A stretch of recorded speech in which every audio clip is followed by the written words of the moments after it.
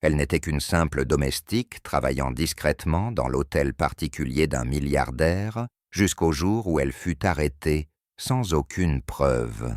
Tout le monde la croyait coupable, sauf le fils autiste du milliardaire qui parlait peu, mais qui par son silence et ses dessins révéla un secret qui changea tout et mit en lumière le véritable coupable.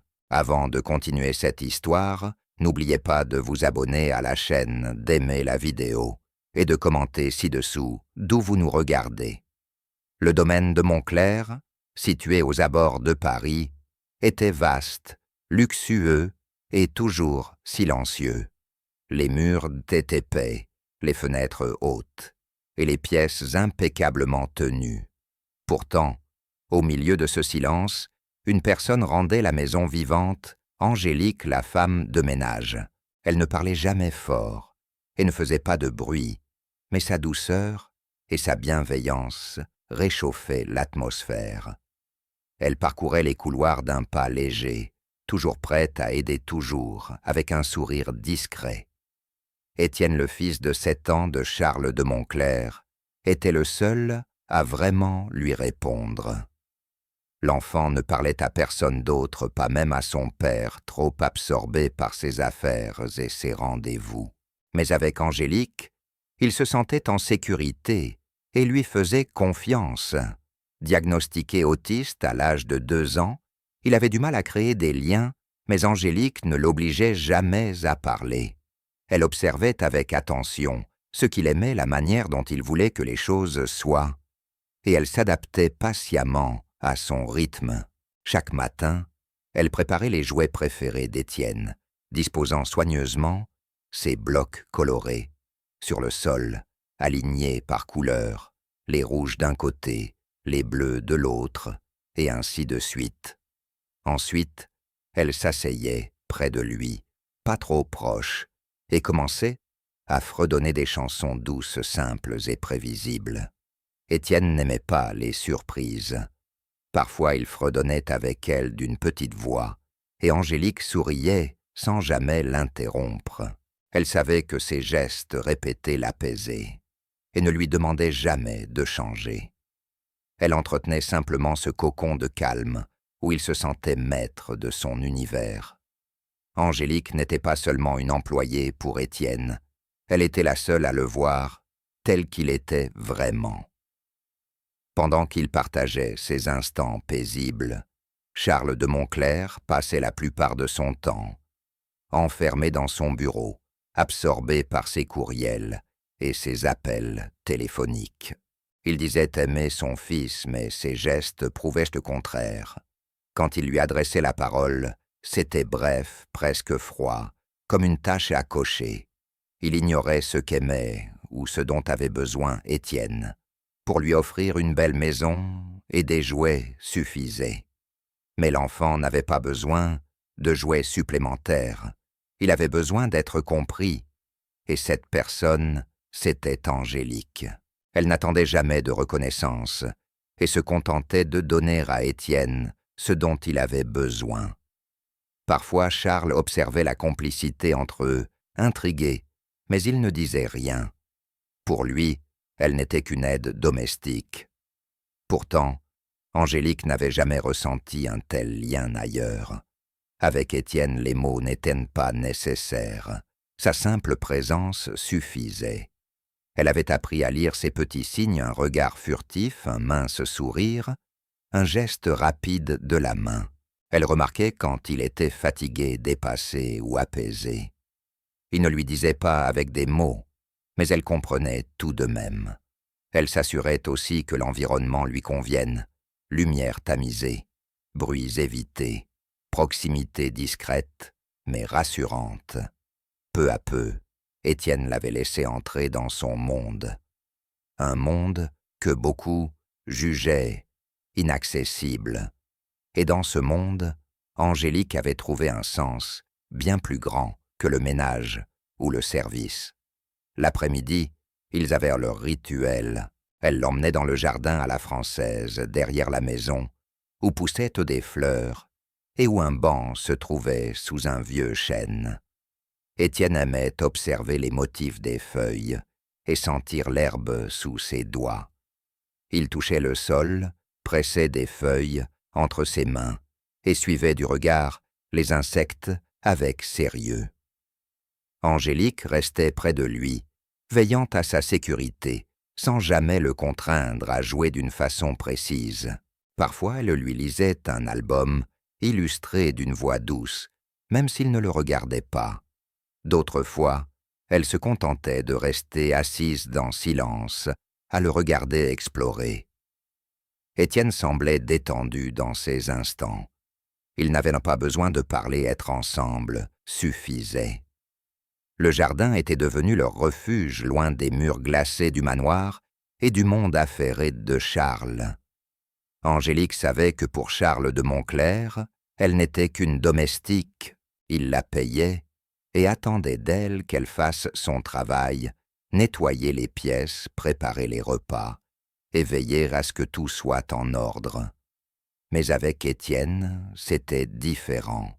Elle n'était pas une simple employée, elle était sa personne de confiance, celle qui le comprenait, celle auprès de qui il se sentait en sécurité. Charles ne remarquait jamais à quel point elle comptait pour son fils. Pour lui, elle n'était qu'utile quelqu'un qui contribuait à maintenir l'enfant tranquille et satisfait, mais pas quelqu'un d'important.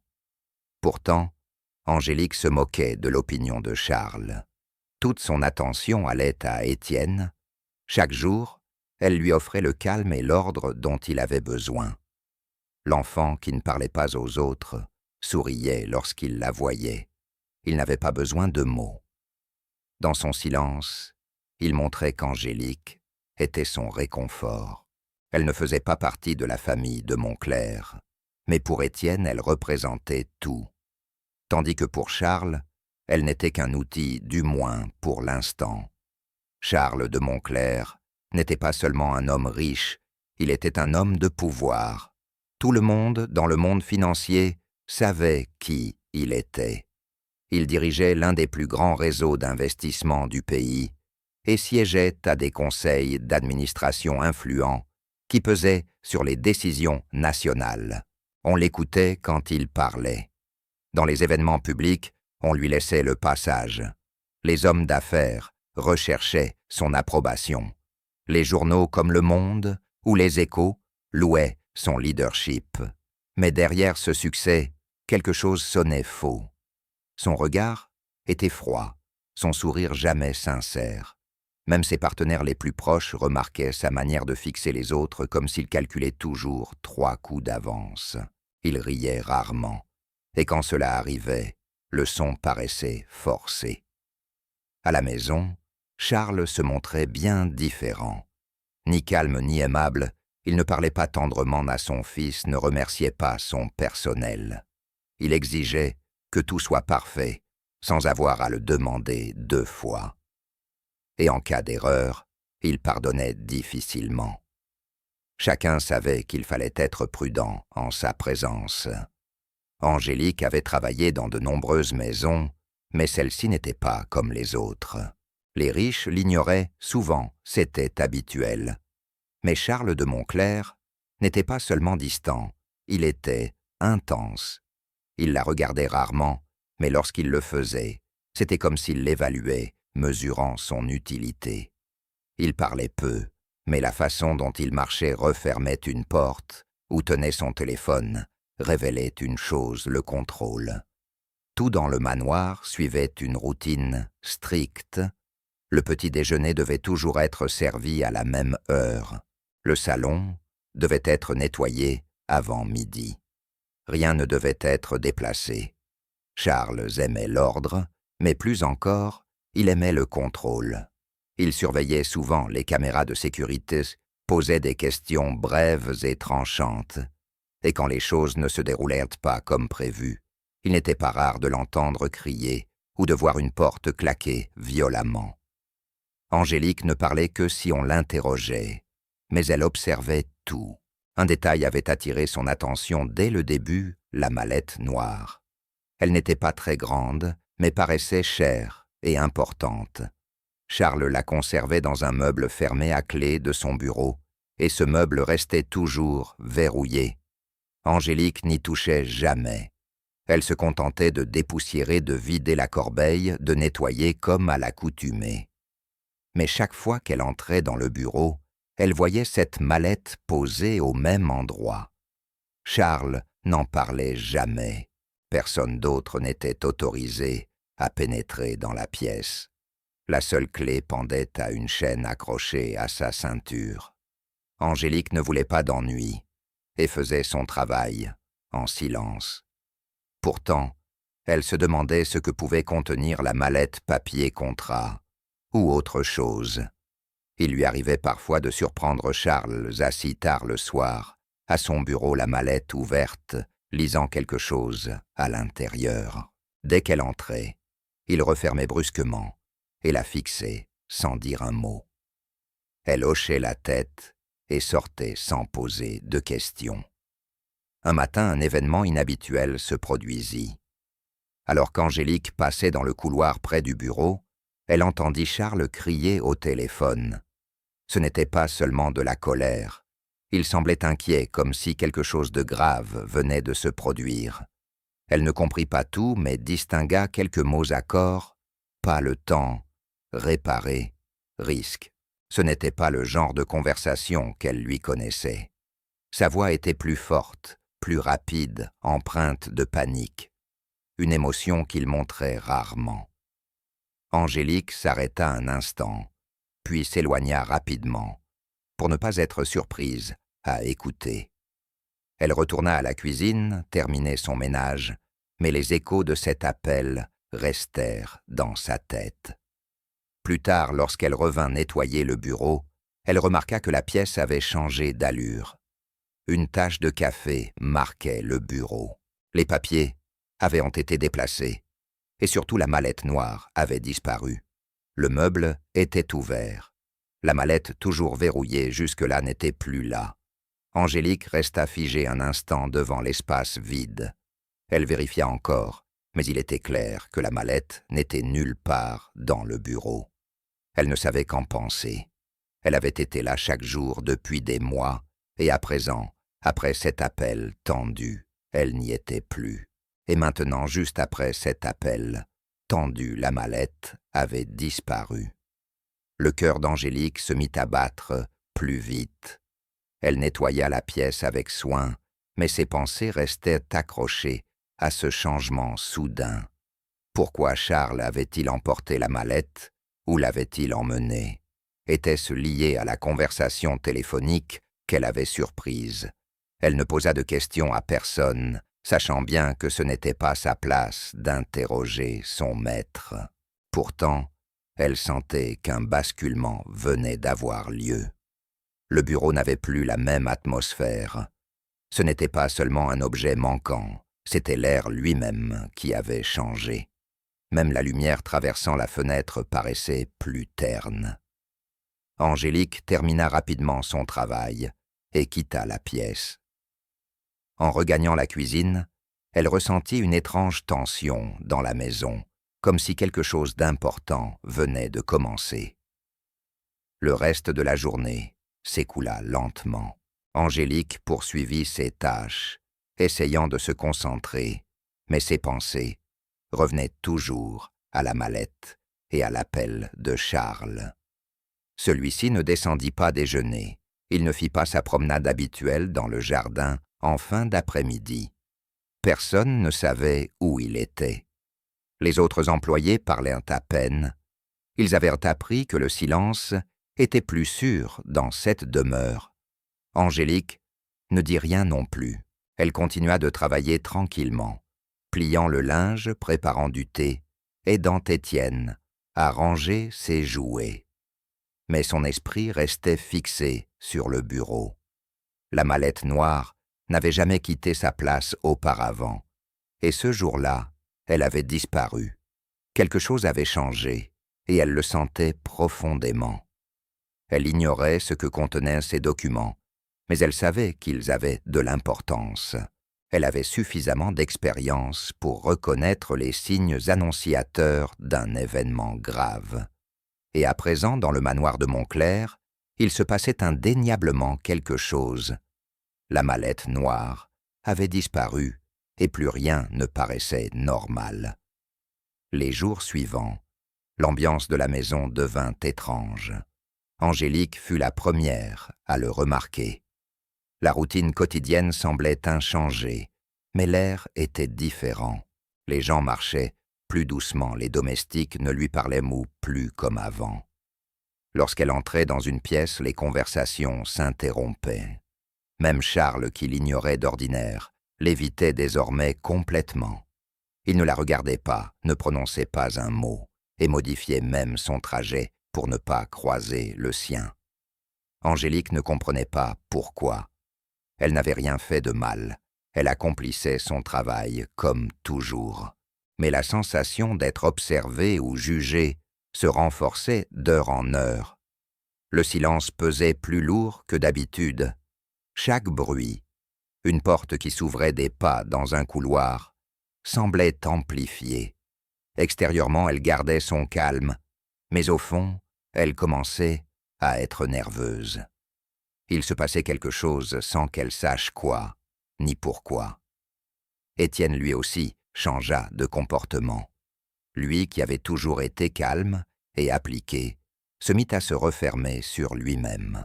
Il ne voulait plus jouer avec ses blocs colorés, ni aller dans le jardin, ni même manger ses plats favoris. Angélique tenta de le rassurer. Comme d'habitude, elle s'assit près de lui, rangea ses jouets, fredonna ses chansons douces. Mais l'enfant ne réagit pas. Il détournait le visage et se balançait d'avant en arrière. Elle connaissait ce comportement. Il signifiait qu'il était dépassé, submergé. Lui aussi ressentait la tension. Angélique voyait bien qu'il avait perçu les changements dans l'attitude des adultes, même si personne ne lui expliquait rien. Son monde sûr devenait instable et il n'en comprenait pas la raison. Elle resta proche de lui, espérant que sa présence suffirait encore à l'apaiser, mais même elle commençait à douter. Le silence qui les entourait n'était plus rassurant. Un matin, en faisant son ménage habituel, Angélique entra dans la salle de jeu. Elle prévoyait de ranger les jouets et les étagères. En ouvrant le placard, où Étienne gardait de vieux puzzles, elle s'arrêta net. Poussée derrière une pile de boîtes, elle aperçut la mallette noire. C'était bien la même, celle qui avait disparu du bureau de Charles quelques jours plus tôt. Mais à présent, elle était ouverte. Angélique n'y toucha pas. Elle se pencha légèrement et regarda à l'intérieur vide, complètement vide. Pas de papier, pas de dossier, rien. Son premier réflexe fut de vérifier de ses mains, mais elle se retint. Elle se rappela que Charles interdisait à quiconque d'approcher de cette mallette. Elle n'aurait pas dû être là, ni être ouverte. Angélique recula lentement. Elle ne dit rien à personne, ne déplaça rien. Elle mémorisa simplement la position, l'angle, la façon dont le couvercle semblait un peu tordu. Elle savait que ce détail pourrait être utile plus tard. Puis elle reprit son ménage comme si de rien n'était. Plus tard, dans l'après-midi, Charles rentra au manoir. Angélique traversait le couloir lorsqu'il entra par la grande porte. Leurs regards se croisèrent une seconde. Il s'arrêta net. Son regard était froid, dur, ni étonné, ni en colère, vide. Angélique connaissait bien cette expression. C'était celle qu'il affichait avant de congédier quelqu'un. Il ne dit rien, mais il n'en avait pas besoin. Son visage parlait pour lui. Il la fixa encore un instant, puis passa son chemin sans un mot. Angélique resta immobile, ne sachant pas si elle devait continuer à travailler ou retourner dans sa chambre. Finalement, elle décida de poursuivre son ménage, bien que ses mains tremblent légèrement. Quelque chose avait changé, c'était évident. Charles n'avait pas besoin de parler pour lui faire comprendre son message. Angélique repensa à la mallette vide et se demanda s'il savait qu'elle l'avait vu. Elle ignorait ce qui allait se passer, mais elle le sentait, quelque chose approchait. Presque au crépuscule, 2 policiers arrivèrent au manoir. Pas de sirène, pas de bruit. Tout se fit dans un calme troublant. Ils entrèrent par l'entrée de service et s'entretinrent à voix basse avec Charles dans son bureau. Aucun autre membre du personnel ne fut informé. Angélique se trouvait dans la cuisine lorsqu'un des agents entra et appela son nom. Surprise, elle obéit calmement. Le policier ne cria pas. Il avait l'air sérieux, mais pas agressif. Elle pensa d'abord à un contrôle de routine, peut-être lié à la maison.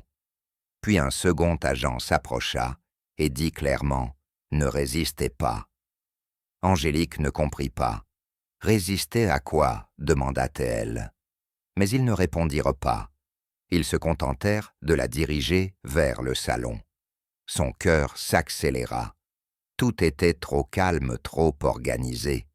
Elle ne criait pas, ne se débattait pas, mais elle ne savait pas ce qui se passait. Le silence pesait lourd, et ses mots ne résistaient pas, résonnaient dans son esprit. Alors qu'on la conduisait à travers le salon, Étienne apparut soudain. Il était venu la chercher peut-être parce qu'il avait senti que quelque chose n'allait pas. En voyant les 2 policiers la tenir par les bras, ses yeux s'écarquillèrent. Il ne comprenait pas, mais il savait que c'était grave. Il poussa un cri aigu, rempli de panique. C'était le son le plus fort qu'Angélique avait jamais entendu de lui. Ses petites mains tremblaient. Il fit quelques pas puis s'arrêta figé. Angélique se tourna vers lui. Ses yeux à elle aussi exprimaient la peur et la tristesse. Elle voulut dire quelque chose, mais les policiers l'entraînèrent. Étienne cria de nouveau. Sa voix résonna dans le vaste manoir silencieux. C'était un son étranger à ce lieu, un son de douleur. Le personnel présent à proximité resta figé. Personne ne bougea, personne ne parla. Le silence qui pesait sur la maison, depuis une semaine, fut enfin brisé, non par des mots, mais par le cri d'Étienne. L'arrestation d'Angélique choqua tout le monde. Les domestiques n'en croyaient pas leurs yeux. Quelques instants plus tôt, elle travaillait comme toujours, et la voilà conduite par la police. Personne ne l'avait jamais vue mal agir. Elle avait toujours été discrète, douce, attentive. Mais même surpris, personne n'osa remettre en cause Charles de Montclair. C'était le maître. Il était puissant. S'il disait quelque chose, cela devenait vérité. Charles déclara aux policiers que des documents confidentiels avaient disparu de son bureau et qu'Angélique avait été vue près de la mallette noire ce jour-là. Cela leur suffit. Nulle question supplémentaire, aucune recherche de preuves. Les policiers n'ouvrirent pas d'enquête. Ils se contentèrent de suivre la parole de Charles. La maison retomba dans le silence. Mais c'était un silence plus froid, plus sombre. Angélique avait disparu, et nul ne savait si elle reviendrait. Personne n'osa le demander à voix haute. Tandis que les adultes gardaient le silence, Étienne s'effondra. Lui qui autrefois vivait dans ses routines et ses jeux tranquilles, se mit à hurler et pleurer sans répit. Il frappait les murs, se mordait les mains, déchirait ses dessins en morceaux. La chambre qui avait été un havre de paix devint un lieu de chaos. Il ne jouait plus avec ses blocs colorés, ne chantonnait plus, n'établissait plus de contact visuel. Rien ne parvenait à l'apaiser. Le personnel tenta de l'aider, mais cela empirait. Il les repoussait, ne voulait personne près de lui. Charles absorbé par ses rendez-vous, et ses appels se montrait à peine auprès de son fils. Finalement, il engagea une nouvelle nourrice pour remplacer Angélique. La femme essaya de suivre les routines d'Étienne, mais elle ne le comprenait pas. Elle parlait trop fort, touchait ses affaires sans prévenir. L'enfant ne réagit pas. Il resta silencieux presque toute la journée. Mais parfois, il murmurait sans cesse une même phrase. Personne n'y prêta attention. Chaque matin, et parfois la nuit, Étienne répétait d'une voix tremblante « Elle n'a rien pris.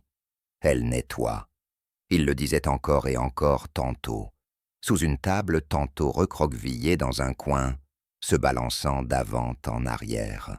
La nouvelle nourrice pensa qu'il s'agissait d'une habitude, d'une phrase coincée dans sa mémoire. Elle le nota dans son carnet sans poser de questions. Charles n'y prêta aucune attention non plus. Pour lui, Étienne n'était qu'un enfant difficile réagissant comme les autres en situation de stress. Les autres domestiques baissèrent la tête et se turent. Personne ne voulait s'en mêler. Personne ne voulait risquer son emploi ou la colère de Charles. Ainsi les mots flottaient dans l'air perdu dans le silence. Mais pour Étienne, ils comptaient. C'était la seule manière qu'il connaissait pour exprimer la vérité. Il ne pouvait pas donner de détails, mais dans son esprit, c'était simple. Angélique était innocente. Après une semaine de crises émotionnelles, Charles finit par faire appel à une professionnelle. Une psychologue nommée Lucie arriva un après-midi. Elle était calme jeune et expérimentée dans l'accompagnement d'enfants comme Étienne. Elle ne faisait pas partie du personnel habituel et n'était donc pas imprégnée de la peur que tous ressentaient face à Charles. Dès le premier regard posé sur l'enfant, elle perçut la tension. Étienne ne la regarda pas. Il était recroquevillé au sol, tenant dans ses mains un morceau de papier déchiré. La nouvelle nourrice expliqua son comportement et récita les observations habituelles. Lucie écouta, mais son attention resta fixée sur le garçon. Elle l'observa attentivement, lui laissant de l'espace. Elle n'essaya pas de forcer la conversation. Elle s'assit à quelques mètres de lui et attendit. Au bout de plusieurs minutes, elle entendit la phrase. Étienne la répéta sans lever la tête. Elle n'a rien pris. Elle nettoie. La nourrice leva les yeux au ciel et dit « Il n'arrête pas de répéter ça. » Mais Lucie ne l'ignora pas. Son regard se durcit légèrement. Pour elle, cela ne sonnait pas comme une simple phrase aléatoire. Le lendemain, Lucie revint et resta plus longtemps. Cette fois, elle apporta des jouets et du matériel de dessin. Elle ne chercha pas à le toucher ni à trop lui parler. Elle posa simplement les objets à proximité et attendit. Après 1 heure, Étienne prit un crayon bleu et traça une ligne sur une feuille. Il ne parla pas, mais 20 minutes plus tard, il répéta la phrase un peu plus fort. Elle n'a rien pris. Elle nettoie. Lucie se pencha légèrement, mais garda son calme. « De qui parles-tu » demanda-t-elle doucement. Étienne ne répondit pas, mais il tapota 2 fois le crayon et baissa les yeux. Elle savait que la répétition pouvait avoir de nombreuses significations, mais cette fois, c'était différent. Ce n'était pas une phrase coincée dans sa mémoire. C'était chargé d'émotion. La manière dont il la prononçait, le moment choisi, la tristesse dans sa voix, tout cela signifiait quelque chose. Lucie nota soigneusement les mots dans son carnet, les encercla. Tandis que les autres avaient ignoré la phrase, elle la considérait pour ce qu'elle était, un message. Au fil des séances suivantes, Lucie resta proche de l'univers d'Étienne. Elle construisit la confiance pas à pas. Elle ne le brusqua jamais. Et chaque fois qu'elle entendait de nouveau, elle n'a rien pris. Elle nettoie, elle écoutait. L'enfant prononçait ses mots, en dessinant en se cachant sous un meuble ou en regardant par la fenêtre. Lucie commença à poser des questions, différemment. Qui est-elle? Qu'a-t-elle nettoyé? De quoi te souviens-tu? Étienne ne répondait pas toujours. Parfois il se balançait en silence, parfois il fixait le vide. Mais il arrivait aussi que ses yeux se remplissent de larmes et qu'il serre ses dessins contre lui. Lucie le croyait. Elle n'avait pas encore toute l'histoire, mais elle savait qu'Étienne retenait quelque chose de réel. Il avait vu quelque chose garder un souvenir. Et dans tout ce silence, il appelait à l'aide de la seule manière qu'il connaissait. Alors que tout le monde acceptait la version de Charles Lucy, écoutait le garçon. Ses paroles n'étaient pas aléatoires. C'étaient les premiers indices de la vérité derrière la chute d'Angélique. Chaque jour, Lucy passait plus de temps avec lui. Elle restait calme, silencieuse, sans jamais le forcer à parler. À la place, elle lui donnait des crayons et du papier pour qu'il dessine ce qu'il voulait. Peu à peu, elle remarqua quelque chose d'étrange. Étienne reproduisait toujours les mêmes choses. Feuille après feuille, il représentait la même pièce, les mêmes objets, les mêmes personnes. Une partie du dessin montrait une grande bibliothèque. Une autre représentait toujours une silhouette élancée, vêtue d'un costume bleu. Près de cette silhouette apparaissait invariablement une mallette noire dessinée avec des lignes droites, soignées. Et dans un coin de chaque feuille, il y avait un petit personnage portant des gants jaunes, toujours très visibles. Lucy observa attentivement chaque dessin. Le personnage aux gants jaunes n'approchait jamais la mallette. Il en était toujours éloigné. Mais il y avait un autre élément, une main sans visage tendue vers la mallette. Cette main apparaissait encore et encore. Lucy commença à ressentir que quelque chose clochait. Elle continua à étudier les dessins d'Étienne.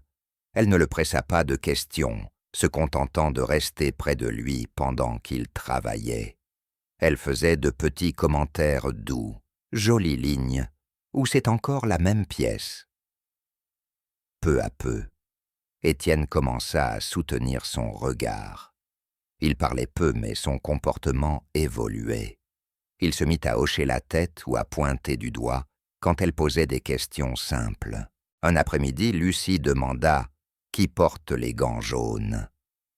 Étienne regarda le dessin, puis se désigna lui-même. Elle comprit aussitôt le petit personnage dans les dessins. C'était Étienne. « Et qui est-ce » demanda-t-elle en pointant la silhouette en costume bleu. L'enfant ne répondit pas, mais lorsqu'elle désigna la main sans visage près de la mallette, il secoua la tête et serra les lèvres. Lucy n'insista pas. Elle hocha simplement la tête. Chaque jour, elle collectionnait les dessins et étudiait les motifs. Une histoire s'y cachait, et ce n'était pas une invention. Étienne tentait de dire quelque chose d'important à travers ses dessins. Puis un jour, il produisit une image différente. Les couleurs restèrent les mêmes. Les éléments habituels étaient là la bibliothèque, l'homme en costume bleu, la mallette et l'enfant aux gants jaunes. Mais cette fois, la mallette noire n'était plus au centre de la pièce. Elle se trouvait derrière quelque chose, une grande armoire. La façon dont il l'avait dessinée donnait l'impression qu'elle avait été cachée volontairement. Étienne pointa du doigt l'armoire sur le dessin, puis leva les yeux vers Lucy. Il ne parla pas, mais son regard était limpide. Il voulait qu'elle remarque ce détail. Doucement, elle demanda « Tu as vu ça de tes propres yeux ?» L'enfant ne répondit pas. Il hocha simplement la tête avant de retourner à son coloriage. Lucy garda la feuille dans sa main plus longtemps que d'habitude. C'était une information nouvelle. Personne n'avait jamais parlé d'une cachette. Rien dans les rapports de police n'évoquait cela. Son cœur se serra. Peut-être que l'histoire réelle n'était pas celle que tout le monde croyait. Elle décida de garder le secret. Si Charles découvrait ce qu'elle soupçonnait, cela pourrait être dangereux. Cet après-midi-là, tandis qu'Étienne restait avec la nourrice Lucy, se rendit dans la salle de jeu. Elle fit comme si elle voulait seulement examiner l'espace pour ses séances. Elle s'approcha de l'armoire dessinée par le garçon et l'ouvrit lentement. À l'intérieur, rien que des jouets et des livres.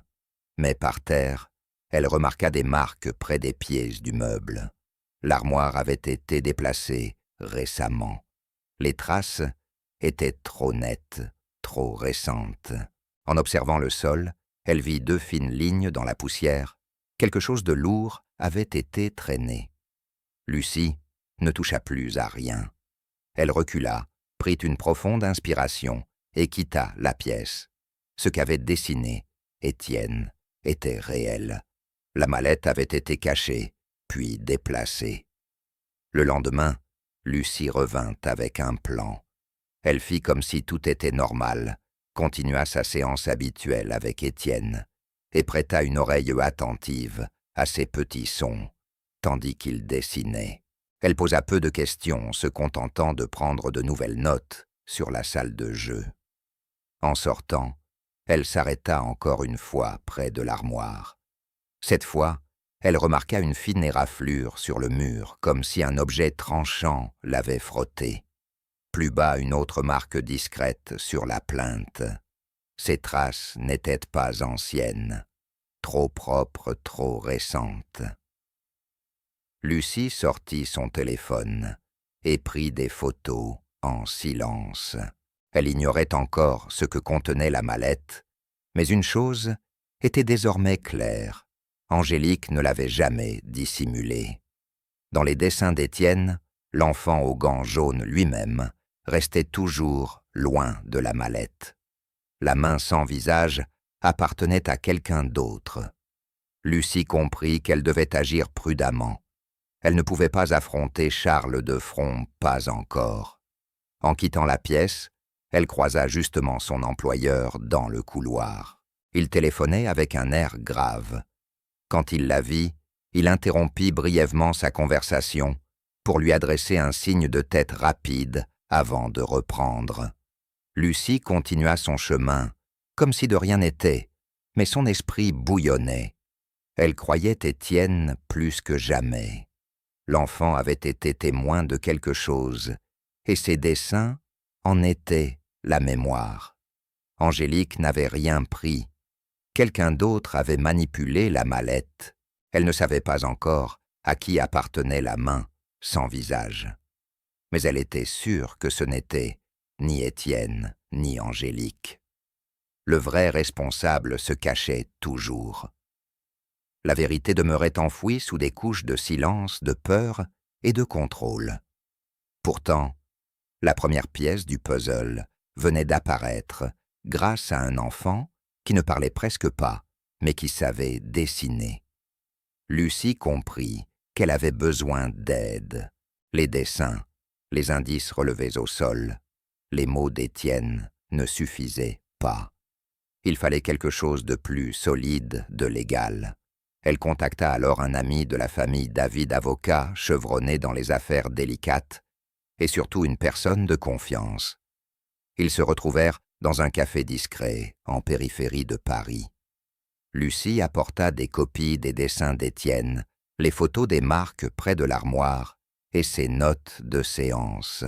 Elle expliqua toutes les phrases répétées par l'enfant sur l'innocence d'Angélique la mallette, retrouvée dans un endroit étrange, l'attitude du personnel depuis l'arrestation. David écouta attentivement, posant des questions précises. Quand Lucie lui parla de la main sans visage dans les dessins, il devint grave. « Ce n'est peut-être pas une simple erreur, dit-il. Cela ressemble à quelque chose de préparé. » Ils commencèrent à envisager l'hypothèse que quelqu'un avait fabriqué de fausses preuves pour accuser Angélique. Pendant que Lucie et David mettaient au point leur stratégie, Étienne poursuivait ses efforts. Il ne construisait pas de phrases complètes, mais il faisait tout pour aider. Chaque jour, il répétait quelques mots importants. Parfois « papa », d'autres fois « caché » ou « boîte ». Il se mit aussi à désigner certains objets dans la maison, en particulier les caméras fixées au mur. Lucie redoubla d'attention. Un après-midi, l'enfant pointa une caméra dans un angle du couloir et murmura « boîte papa cachée ». À cet instant, Lucie comprit. Étienne avait vu Charles faire quelque chose. Peut-être avait-il caché la mallette lui-même. Peut-être avait-il monté toute la scène. Mais dans quel but? Que cherchait-il à protéger Lucie? Nota scrupuleusement chaque mot de l'enfant. Lucie traça un plan indiquant l'emplacement des caméras dans la maison. Peu à peu, le puzzle se reconstituait. L'idée que Charles avait tout orchestré pour faire accuser Angélique n'était plus une simple hypothèse, cela devenait réel. Lucie savait qu'il y avait des caméras de surveillance dans presque toutes les pièces, y compris le couloir, l'entrée du bureau de Charles et la salle de jeu. Si Étienne avait vu quelque chose, il y avait peut-être une trace enregistrée. Mais lorsqu'elle tenta d'accéder au système, elle se heurta à des mots de passe. Elle décida alors de parler à la gouvernante, une femme nommée Marianne, qui travaillait dans la demeure depuis des années. Lucie choisit ses mots avec soin. Elle n'accusa personne, disant seulement qu'elle s'inquiétait de ce qu'Étienne avait pu observer. À sa surprise, Marianne parut nerveuse. Après un silence, elle avoua qu'il y avait bien eu quelque chose d'étrange.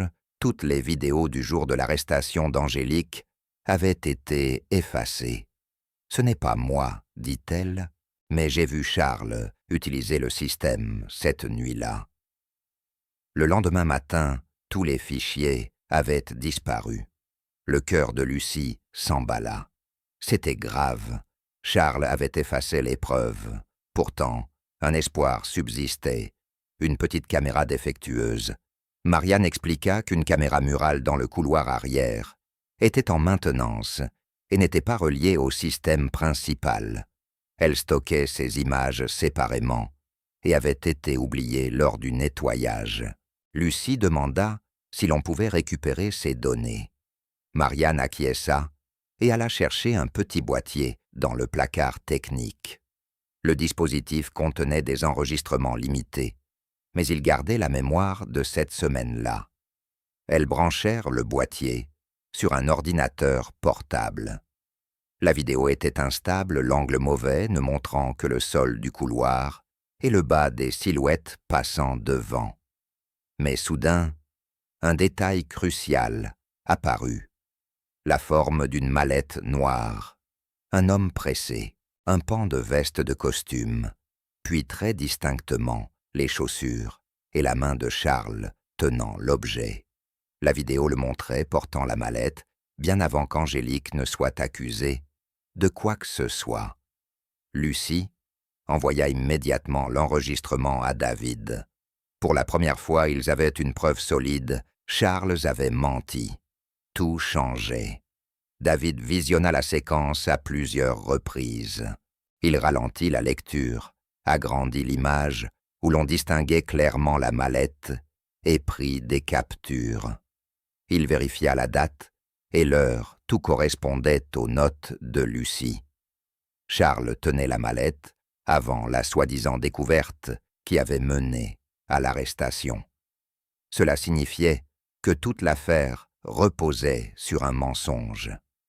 David resta prudent. « Il ne faut pas agir trop vite, dit-il. Suivons la procédure légale, mais ça nous pouvons l'utiliser. » Lucie demanda ce qui allait se passer. David expliqua que cette vidéo suffisait à demander la réouverture du dossier et qu'elle soulèverait aussi des questions sur les autres fichiers effacés et les raisons de leur disparition. Lucie ressentit un mélange de soulagement et d'inquiétude. Ils avaient enfin une arme, mais Charles restait puissant. S'il apprenait qu'il détenait cette preuve, il pourrait chercher à la faire disparaître. Il fallait agir vite, mais discrètement. La vérité approchait. À l'intérieur du manoir, tout semblait continuer, comme d'habitude, au moins en surface. Charles circulait dans les couloirs, comme si de rien n'était. Le personnel obéissait, mais une tension silencieuse montait. Lucie poursuivait ses séances avec Étienne, sans rien changer à son attitude, mais elle savait que la vérité commençait à émerger.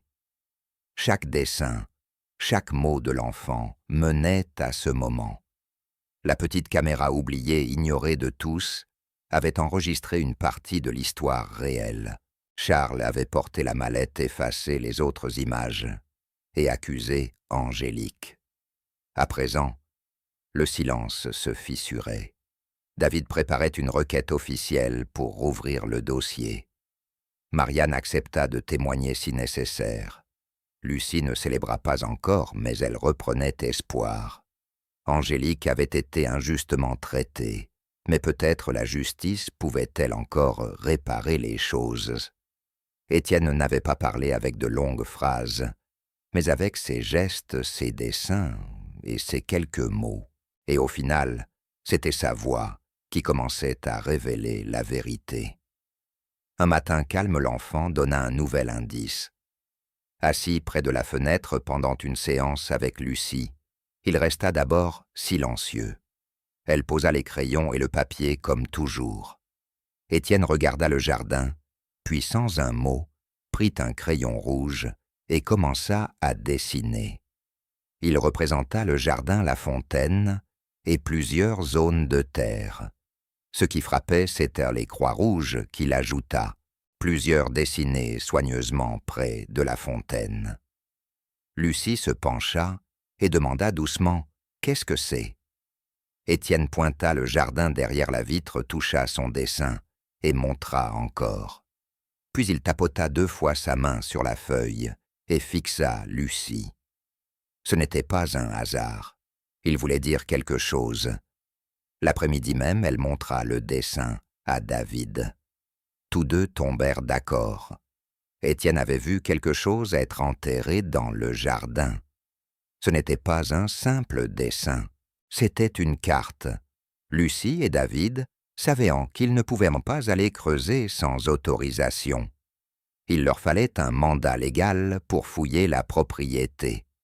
David agit rapidement et déposa une demande de mandat de perquisition en utilisant le dessin d'Étienne comme élément de preuve à l'appui. Comme il y avait déjà des soupçons de falsification et de manipulation d'images vidéo, le tribunal l'accepta.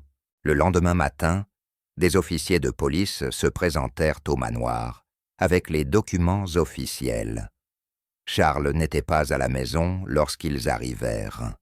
Lucie resta en retrait tandis que les agents suivaient la carte dessinée par l'enfant. Ils allèrent droit au jardin, près de la fontaine. Cela ne prit pas longtemps. Sous l'une des grosses pierres décoratives, les policiers découvrirent quelque chose d'enfoui. C'était un dossier scellé, protégé par du plastique et solidement enveloppé. À l'intérieur se trouvaient de nombreux papiers, des documents juridiques, des registres financiers et des dossiers confidentiels. Exactement ceux que Charles avait prétendu voler. Mais ils n'avaient jamais été volés, il les avait cachés. Les policiers étalèrent les documents sur une table et commencèrent à les vérifier un par un. Tout était en parfait état. Rien n'avait été pris ni détruit. Les signatures étaient authentiques. Le papier était sec et propre. En les parcourant, David reconnut immédiatement certains documents, utilisés pour accuser Angélique. Ils correspondaient aux copies que Charles avait présentées comme preuve de son prétendu vol. Mais désormais, la vérité sautait aux yeux. Ces papiers n'avaient jamais disparu. Ils avaient été enterrés dans le jardin depuis le début. Ce n'était plus seulement une affaire de fausses accusations. Le fait de cacher ces documents révélait quelque chose de bien plus grave, fraude financière, destruction de preuves et obstruction potentielle à la justice. David prit des photos de tout et fit des copies de sauvegarde. Lucie observait en silence. Le dessin d'Étienne les avait menés exactement au bon endroit. Elle ressentit un immense soulagement mêlé de fierté. Ce petit garçon qui parlait à peine venait de mettre au jour quelque chose d'énorme. Son silence avait parlé plus fort que n'importe quel discours. Le même après-midi, David commença à préparer une plainte formelle contre Charles. Il rassembla toutes les preuves collectées, les vidéos effacées, les documents retrouvés, l'enregistrement de la petite caméra du couloir, et même les dessins d'Étienne. Tout fut organisé et placé dans un dossier sécurisé. Il contacta aussi un journaliste d'investigation, bien connu Rafael Mendes, réputé pour ses enquêtes sur la corruption et les scandales financiers. David lui raconta toute l'histoire, y compris comment un enfant autiste avait été la clé de l'affaire. Raphaël, choqué, promit de publier l'enquête dès que possible. David savait que l'opinion publique pouvait mettre une pression décisive sur la justice. Parfois les médias agissaient plus vite que la loi. Le soir même, l'article sortit en ligne. Un milliardaire accusé d'avoir piégé une employée pour dissimuler des crimes financiers. L'information circula à grande vitesse. Les gens commencèrent à poser des questions. Les journalistes appelèrent la société de Charles. Les réseaux sociaux s'embrasèrent. L'image de l'homme d'affaires commença à se fissurer. À mesure que la nouvelle se propageait, l'opinion publique changeait. Au départ, beaucoup croyaient encore à la version de Charles. Il était riche, respecté, influent. Mais désormais, il y avait des faits, des preuves concrètes. Les images de la caméra, les fichiers effacés et les documents retrouvés dans le jardin démontraient une malhonnêteté flagrante. Peu à peu, les doutes s'installèrent. Le soutien à Angélique grandit. Sur Internet, des milliers de messages réclamaient sa libération. D'anciens employés commencèrent même à partager leurs propres récits sur le caractère autoritaire et contrôlant de Charles. David poussa pour une enquête complète et le tribunal accepta de rouvrir le dossier. En prison, Angélique fut informée de la découverte de nouvelles preuves. Elle ne connaissait pas encore tous les détails, mais pour la première fois depuis son arrestation, l'espoir renaissait. Et derrière ces avancées, il y avait Étienne, ce garçon, discret, qui avait parlé par ses dessins, ses sons et ses gestes. Il n'avait pas tout expliqué, il n'en avait pas eu besoin. La vérité était déjà là. Le jardin, redevenu calme, n'était plus seulement un lieu paisible du manoir. Il était devenu l'endroit où tout avait changé, un espace où le mensonge avait été enterré, puis mis en lumière. Lucie s'assit auprès d'Étienne, près de la fenêtre, et lui tendit une nouvelle boîte de crayons. Il choisit aussitôt le rouge. Elle sourit sans rien dire. Il dessina une maison, un arbre et un petit personnage portant des gants jaunes. Ce n'était pas un simple jeu, il racontait une histoire à sa manière. Lucie l'observait attentivement, consciente que la partie la plus importante de cette affaire ne venait ni des rapports, ni de la police, ni des avocats. Elle venait d'un enfant qui voyait tout et se souvenait de tout.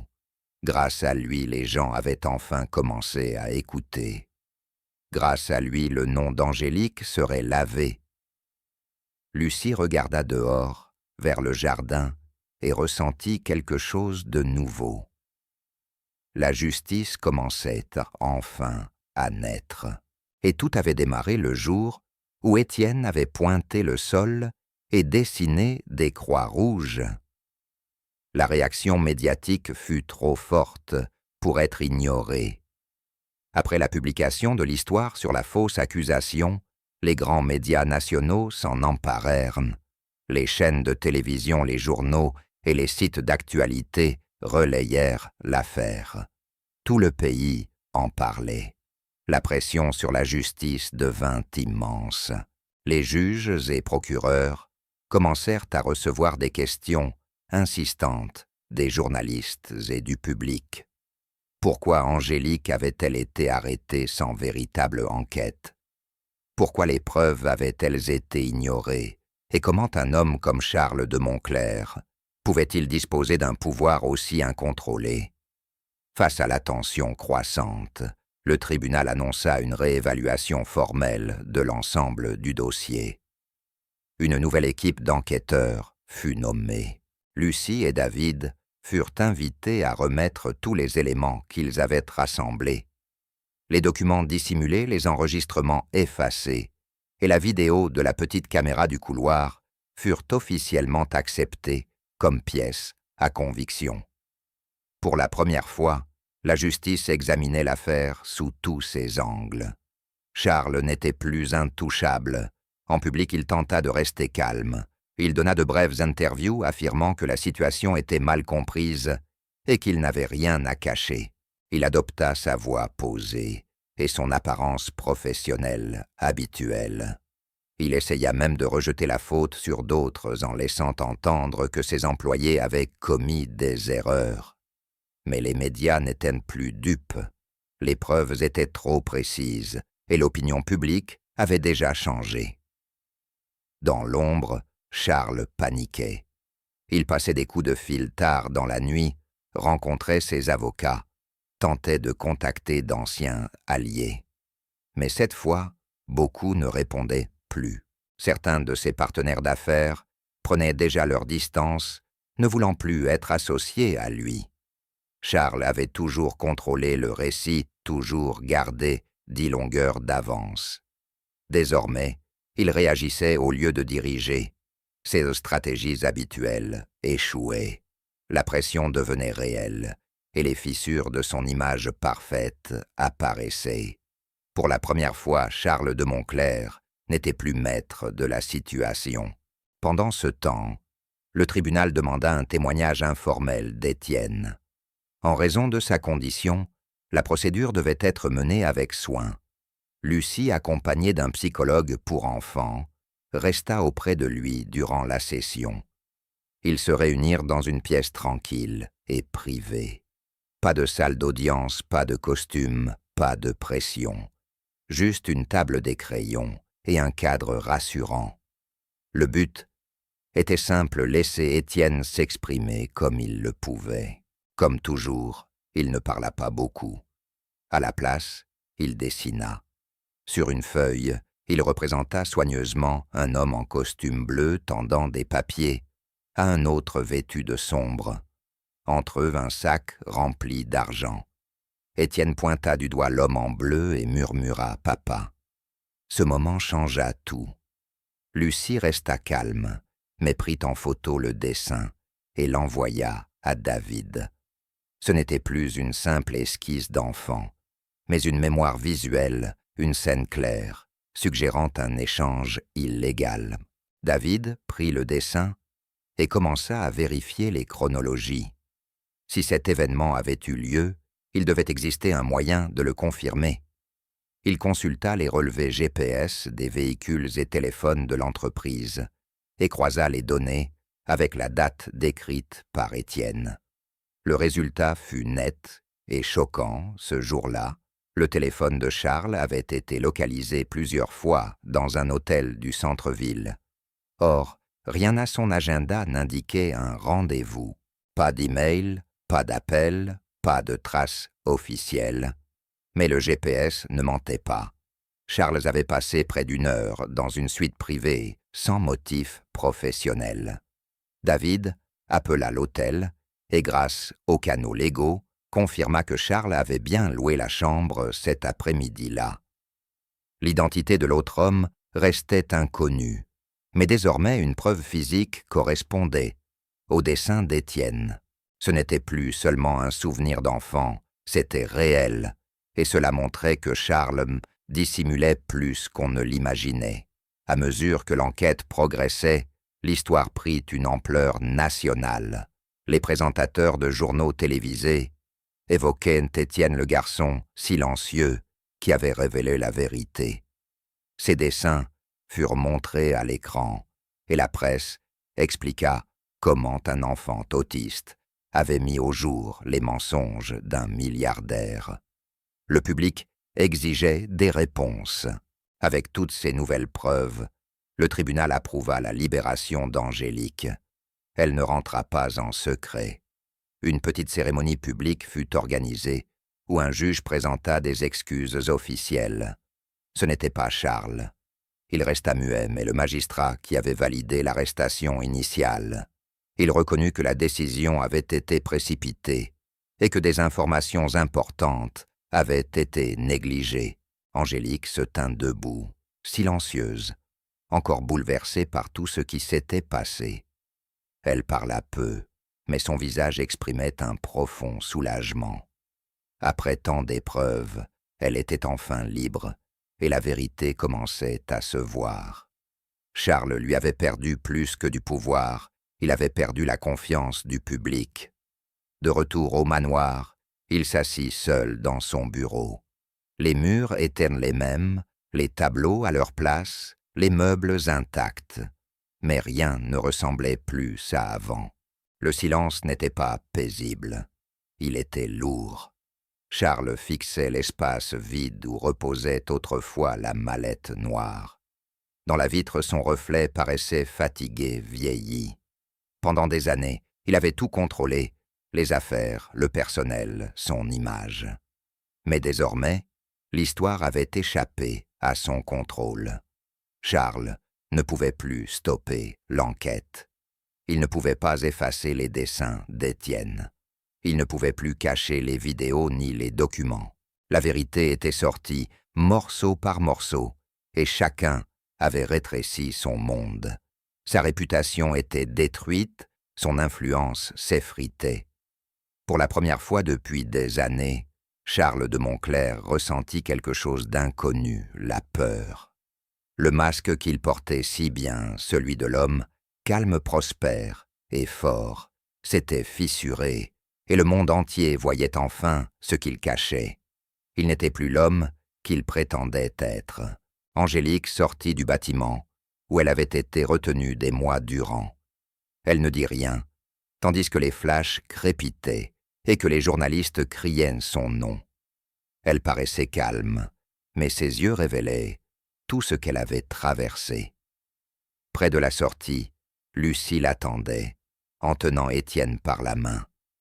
Dès que l'enfant aperçut Angélique, il lâcha Lucie et courut vers elle. Il ne parla pas, il ne sourit pas, il se jeta simplement dans ses bras et la serra de toutes ses forces. Alors, pour la première fois, il se mit à pleurer. Ses petites épaules tremblantes, son visage enfoui dans l'épaule de la jeune femme. Angélique le serra contre elle sans un mot. Les conversations autour cessèrent. Même les journalistes se turent. Le moment était pur, chargé de sens. Les caméras tournaient, mais personne n'osa interrompre. Le garçon qui était resté silencieux, face à tout, montrait enfin son émotion la plus profonde. Tout ce dont il avait besoin, c'était d'Angélique à ses côtés. Dans les jours suivants, tandis que Charles commençait à affronter ses ennuis judiciaires, Angélique fut invitée à témoigner à la télévision nationale. Son histoire était devenue célèbre. Tout le pays suivait son affaire. L'entretien fut posé et respectueux. L'animateur l'interrogea sur son expérience, sur la façon dont elle avait été traitée et sur ses projets d'avenir. La dernière question fut directe. Comptait-elle poursuivre Charles de Montclerc pour tout ce qu'il lui avait fait subir? Angélique ne répondit pas tout de suite. Elle baissa les yeux un instant, puis fixa la caméra. Sa voix fut ferme et claire. Ce qu'il a détruit ne peut pas s'acheter avec de l'argent. Mais je choisis de ne pas porter ce qui lui appartient. Je choisis de vivre. Ces paroles simples mais puissantes touchèrent le pays tout entier. Les réseaux sociaux s'embrasèrent. Des milliers de personnes partagèrent son message. Son choix de pardonner sans oublier bouleversa profondément. Elle n'était pas faible, elle choisissait la paix, et cela la rendait plus forte qu'on ne l'aurait cru. L'impact de ces mots se fit sentir partout. Les chaînes d'information repassèrent l'interview. Les émissions de débat discutèrent de sa force. Les articles parlèrent de sa réponse non parce qu'elle était spectaculaire, mais parce qu'elle était sincère. On admirait sa capacité à ne pas laisser la haine diriger sa vie. Pendant que les médias se concentraient sur l'affaire, quelque chose d'encore plus important se produisait en silence au manoir. Étienne guérissait. Jour après jour, son comportement changeait. Il recommença à manger sans qu'on le pousse. Il dormit à nouveau toute la nuit sans cauchemar. Il retrouva ses routines préférées, aligner ses blocs colorés, ranger ses petites voitures, dessiner. Ses dessins aussi avaient changé. Plus de croix rouges, plus de mallettes cachées. Il dessinait le jardin, la cuisine, et lui-même tenant la main d'Angélique. La peur quittait son corps. Il retrouvait le calme, la sécurité. Son monde brisé par la confusion et la perte se reconstruisait doucement. Lucie observait chaque détail.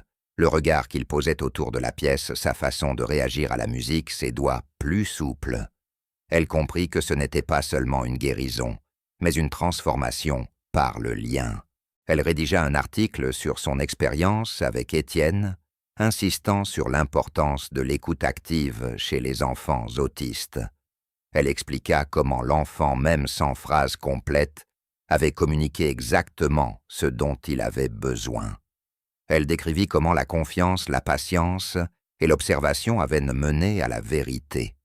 L'article fut publié dans une revue respectée et se diffusa rapidement parmi les enseignants, psychologues et parents. Beaucoup écrivirent à Lucie pour la remercier d'avoir partagé quelque chose d'aussi personnel et authentique. Ce texte ne parlait pas seulement d'Étienne. Il parlait de tous les enfants souvent incompris et de la façon dont, avec le bon soutien, leur voix pouvait être entendue. Lucie ne cherchait pas la célébrité. Elle voulait seulement que d'autres voient ce qu'elle avait vu en Étienne, de l'intelligence, de l'émotion et du courage. Pendant que la guérison gagnait la vie d'Angélique et d'Étienne Charles de Montclair siégeait seul dans un tribunal. Ses avocats parlaient pour lui, mais son silence en disait plus. Il écoutait les preuves présentées, pièce par pièce, les enregistrements s'effacer, les documents enterrés, la rencontre secrète révélée par le GPS et le dessin d'Étienne qui confirmait tout. Chaque tentative de défense s'écroulait. Le juge restait impassible. Les jurés paraissaient mal à l'aise. Le public chuchotait. Le nom de Charles de Montclair, jadis, respecté dans les milieux financiers et d'affaires, signifiait désormais mensonge, manipulation et injustice. Charles, autrefois habitué à entrer dans les pièces avec assurance et pouvoir ressembler désormais à un homme attendant les conséquences de ses choix. Il n'avait plus de caméra pour le glorifier, seulement des journalistes pour documenter sa chute. Son entreprise faisait l'objet d'une enquête. Son personnel avait démissionné, sa réputation était brisée. Et cette fois, il n'y avait plus personne à accuser, sinon lui-même. À l'extérieur du tribunal, quelqu'un tenait une pancarte « Justice » pour Angélique, respect pour Étienne. C'était simple, tracé au marqueur noir. Une petite foule se tenait là, sans crier, juste unie, en silence. Angélique passa tranquillement tenant Étienne par la main. L'enfant n'avait plus peur des gens, ni des caméras. Il marchait calmement, calant son pas sur celui d'Angélique. Le monde avait tout vu, le mensonge, la douleur, le silence, et enfin, la vérité. Désormais, il avançait. Angélique ne cherchait pas à sourire pour attirer l'attention. Étienne ne faisait pas signe. Ils avançaient simplement ensemble. Dans les foyers du pays, on parlait de pardon. Les enseignants utilisaient l'article de Lucie en classe. Les parents observaient plus attentivement les gestes de leurs enfants. Une nouvelle conscience naissait. Tout avait commencé avec un garçon qui parlait peu, une femme qui avait refusé de céder à la haine, et une thérapeute qui avait choisi d'écouter. Le nom de Montclair avait changé à jamais. Mais ce qui demeurait le plus fort, c'était une étreinte, un dessein et un choix de pardonner. Après toute la douleur, l'injustice, les longs mois de silence et d'attente, Angélique décida qu'il était temps de construire quelque chose de nouveau. Elle ne voulait pas que son histoire se termine dans l'amertume. Avec l'indemnité ordonnée par la cour et les dons de ceux qui avaient suivi son affaire, elle créa un lieu porteur de sens, pas une simple œuvre caritative, mais un centre de soins, de soutien et de reconstruction. Elle l'appela l'Institut Étienne, en hommage au garçon qui avait tant parlé sans beaucoup de mots. Le but était clair, aider les enfants autistes et soutenir les femmes ayant subi l'injustice, comme Angélique. L'annonce eut lieu lors d'un petit événement, avec des familles, des enseignants et des bénévoles. L'émotion était palpable. Il ne s'agissait pas seulement d'aider, mais de créer un espace sûr, ce qu'Angélique n'avait jamais eu, au moment où elle en avait eu le plus besoin. Elle promit qu'à l'Institut Étienne, personne ne serait plus jamais ignoré, ni réduit au silence. Lucie se tenait fièrement à ses côtés lors de l'inauguration. Après avoir travaillé auprès d'Étienne et découvert sa manière unique d'exprimer la vérité, elle croyait profondément en la mission du centre. Angélique lui demanda de devenir cofondatrice et de diriger les programmes éducatifs.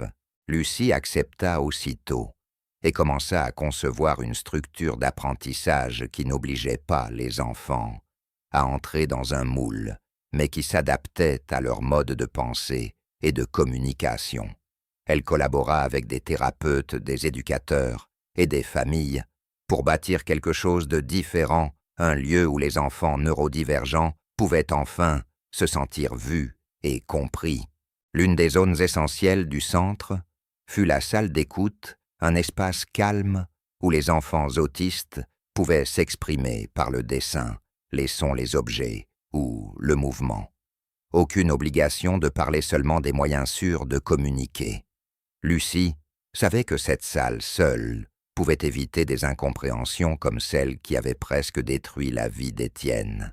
Elle croyait que l'écoute véritable faite avec respect et intention pouvait tout changer. La salle d'écoute devint le cœur de l'Institut. L'Institut Étienne ouvrit aussi ses portes aux femmes injustement traitées par la justice ou d'autres institutions. Angélique se souvenait de sa solitude lorsqu'elle avait été faussement accusée, et elle fit en sorte qu'aucune femme ne revive cela.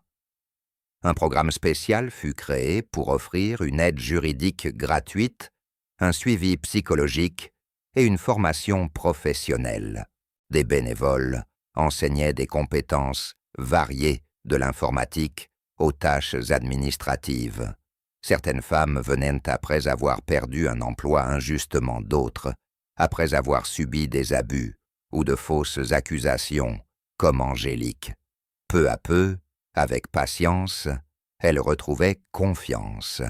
Angélique parlait à chacune, les accueillait avec respect et bienveillance. Beaucoup pleuraient lors de leur première visite, non de tristesse, mais parce que pour la première fois, quelqu'un les croyait.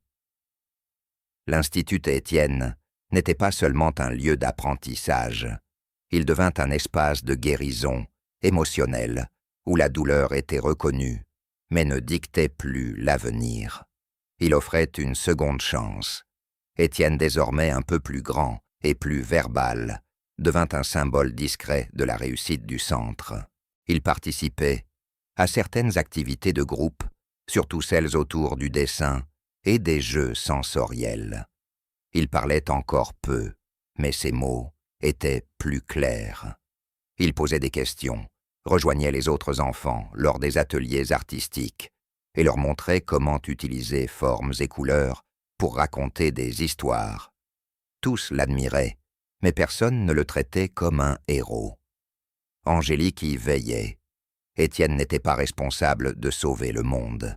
Il était juste un enfant qui méritait de grandir sans peur.